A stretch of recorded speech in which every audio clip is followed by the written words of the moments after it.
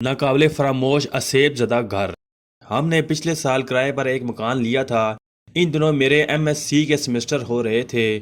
ایسے دنوں میں مکان کی تبدیلی ذہنی طور پر انسان کو بوجھ لگنے لگتی ہے۔ بہرحال یہ مرحلہ طے ہوا تو پتہ نہیں کیوں مجھے یہ احساس ہوتا تھا کہ اس گھر کے درد بام سے عجیب سی وحشت ٹپکتی ہے۔ میں پڑھنے بیٹھی تھی تو دل گھبراہٹ سی طاری ہونے لگتی تھی۔ کسی بھی کام کو کرنے میں جی نہیں لگتا تھا۔ ایک روز میں نے کھانے کے دوران اس بات کا ذکر ابو سے کیا تو پتہ چلا سب کا یہی حال ہے۔ ابو نے کہا کہ صبح اٹھ کر روزانہ قرآن کی تلاوت زور زور سے کیا کرو۔ سورۃ ناس اور سورۃ فلق پڑھ کر چاروں کونوں میں پھونکنے سے انسان بلاؤں سے محفوظ ہو جاتا ہے۔ ہم نے اس پر عمل کرنا شروع کر دیا۔ 15-20 دن تک یہ عمل ہم سب باقاعدگی سے کرتے رہے۔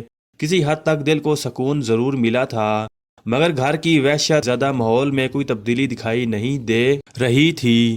ہم سے پہلے اس گھر کا جو صاحب رہتے تھے، ان کا اس گھر میں انتقال ہو گیا تھا، اور یہ بات ہم سب کو معلوم تھی کہ 30 سال کی عمر میں وہ اچانک دل کا دورہ پڑنے سے انتقال کر گئے تھے۔ ہم سوچ رہے تھے کہ شاید اسی بنا پر ہمارے دلوں میں یہ احساس پیدا ہو گیا ہے۔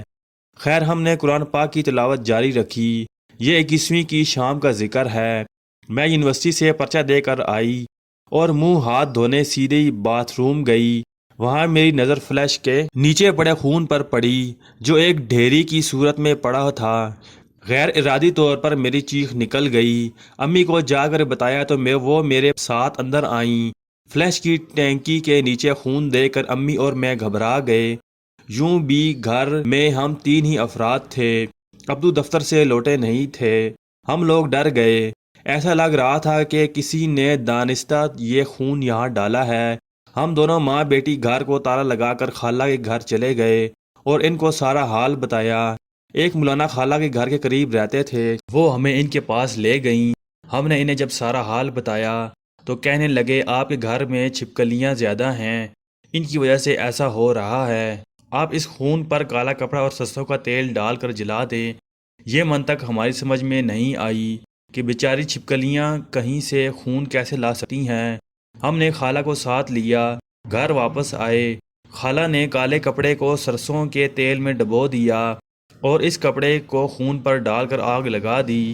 ذرا سی دیر میں وہاں صرف راکھ رہ گئی، جو پانی سے بہا دی گئی۔ ابو کے آنے تک خالہ ہمارے ساتھ رہیں۔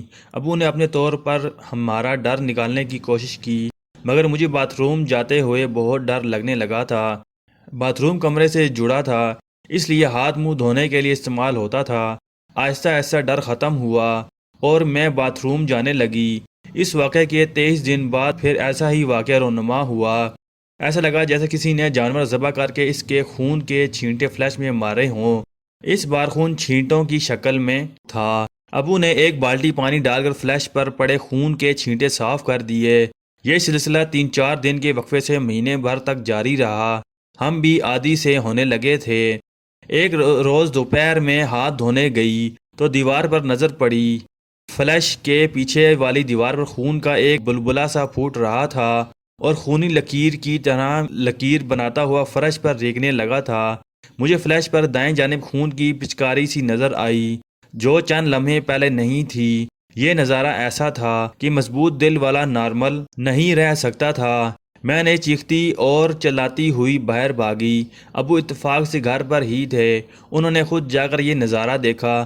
کلمہ پڑھ پڑھ کر انہوں نے پانی کی کئی بالٹیاں اس خون پر ڈالیں اور پھر ہمیں وہاں جانے سے منع کر دیا۔ اگلے روز ابو کسی عامل کو لے کر آئے۔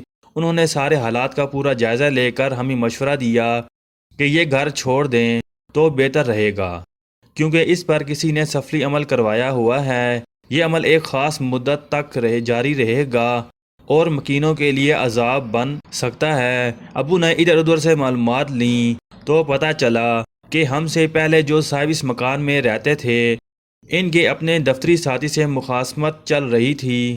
ان کے دشمن نے ان پر کالا عمل کروایا تھا۔ وہ جب باتھ روم جاتے تھے تو وہاں کلیجی اوجڑی پڑی ملتی تھی۔ ہفتے بھر میں ان کا انتقال ہو گیا۔ اس واقعے کی وجہ سے محلے میں کوئی مکان کا رخ نہیں کرتا تھا۔ ہم لوگ آئے تو سب ڈر رہے تھے کہ خدا کو معلوم ہم پر کیا بیتے گی۔ اللہ نے کرم کیا اور ہم کسی نقصان سے محفوظ رہے۔ یہ کلام الہی کی برکت تھی جس نے ہمیں محفوظ رکھا تھا۔ ہم نے فوراً وہ گھر چھوڑ دیا۔ میں نے اس سے پہلے ایسی واقعات صرف سنے یا پڑھے تھے، مگر سائنس کی طالبہ ہونے کے ناطے اس پر یقین کبھی نہیں کیا تھا، مگر آنکھوں سے دیکھنے کے بعد جھٹلانے کی گنجائش بھی نہیں رہی تھی۔